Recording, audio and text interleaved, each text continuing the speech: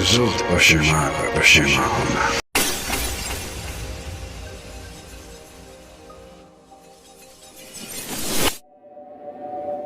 दोस्तों, इस मरतबा एक और बहुत बड़ा करैक्टर बहरोज़ अपने अंजाम को पहुंच गया। शायद आपको ये अंजाम काफ़ी फिल्मी सा और ड्रामाई सा लगा हो, क्योंकि परीज़ाद नावल में ऐसा नहीं, लेकिन नावल एक ज़िंदगी होता है और ड्रामा ड्रामा होता है। यहाँ पर दाद देनी पड़ती है इस ड्रामे के हदायतकार को और इस नावल की ड्रामाई तश्कील को। जिस तरह नावल की कहानी में ट्विस्ट पैदा किए गए हैं और सिचुएशंस क्रिएट की गई हैं, इससे ये ड्रामाई अंजाम अलग ही लुत्फ़ दे गया। हमने अपनी पिछली वीडियो में इस किस्त में होने वाले कुछ वाक़यात की तरफ इशारा किया था, जो हर्फ बहरफ वैसे ही हुआ। इसके लिए लाइक तो बनता है। बहरहाल ये ड्रामा बड़ी कास्ट, बेहतरीन एक्टिंग, अच्छी सिचुएशंस, मरबूत स्क्रिप्ट और जानदार हदायतकारी की बदौलत इस साल का बेहतरीन ड्रामा करार दिया जा सकता है।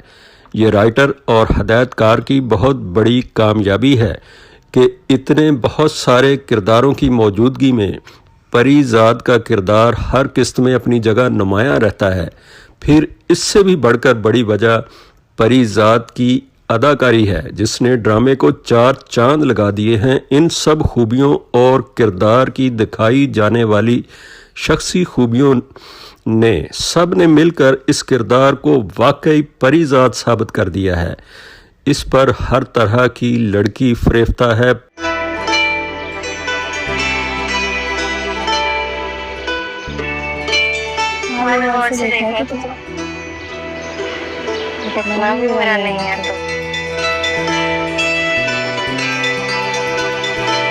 तो फिर फ्रेंड्स? Okay, friends.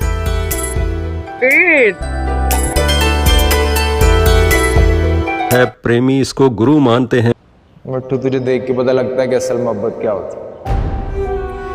मुझ जैसा कमजोर, अबे हम तो नाम ही लेते हैं बस इश्का, घास चरते हम घसियारे। और सेठ बहरोज़ अपनी बाजी का बादशाह, मामूली ज़्यादा नहीं हो, मेरी बाजी का बादशाह। लेकिन ऐसी क्या खूबी है इस किरदार में जो ये सब के दिलों में अपनी जगह बना लेता है। इसके किरदार पर हम एक अलग से वीडियो बनाएंगे। फ़िलहाल हम आ जाते हैं इसी किस्त पर। नुमान एजाज जो बहरोज़ का किरदार अदा कर रहे हैं, इस किरदार को दिखाया गया है कि उसके पास दौलत के अंबार हैं, आला सतह का असर व रसूख रखता है, वफ़ादारों की फ़ौज है, महल्लात हैं, यानी दुनिया भर की आसाइशें उसके पास हैं।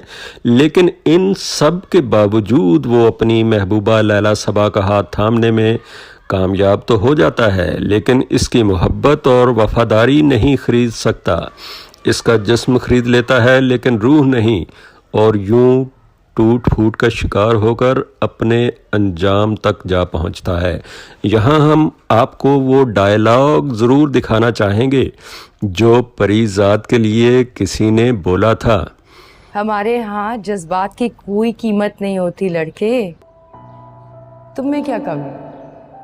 सुनो लड़के, ये जो चेहरा, सूरत, शख्सियत है ना, ये सब लोअर मिडिल क्लास लोगों के मसाइल होते हैं। मर्द की सूरत, उसकी शख्सियत और उसका वक़ार सब उसके पैसे से होता है। जाओ इस बेरहम दुनिया में जाओ और अपने हिस्से की दौलत समेट लो।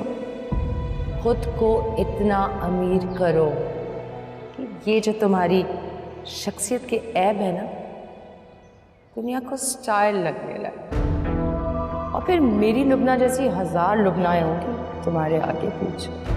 और इसी डायलॉग को यार लोग बहुत बड़ा डायलॉग समझते थे, लेकिन आपने देखा कि दौलत से सच्चे जज्बात नहीं खरीदे जा सकते। और जो लोग ऐसे डायलॉग को अपनी ज़िंदगी में बुनियाद बना लेते हैं और जो जज्बात की परवाह नहीं करते, आखिरकार कभी न कभी बंदो तेज सच्चे जज्बात किरदारों का खौल तोड़कर इनकी ज़िंदगी को बहरोज़ की तरह अलमिया बना देते हैं। बहरोज़ का ट्रेजिक एंड कई किरदारों के लिए खुशी का बायस भी बना। सर डिनर करवाऊंगा।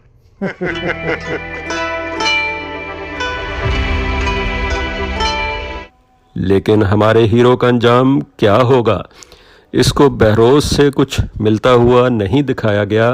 लेकिन ये कैसे मुमकिन हो सकता है जबकि अब वही बहरोज के लिए सब कुछ था। इसके लिए अगली किस्त का इंतज़ार तो करना होगा।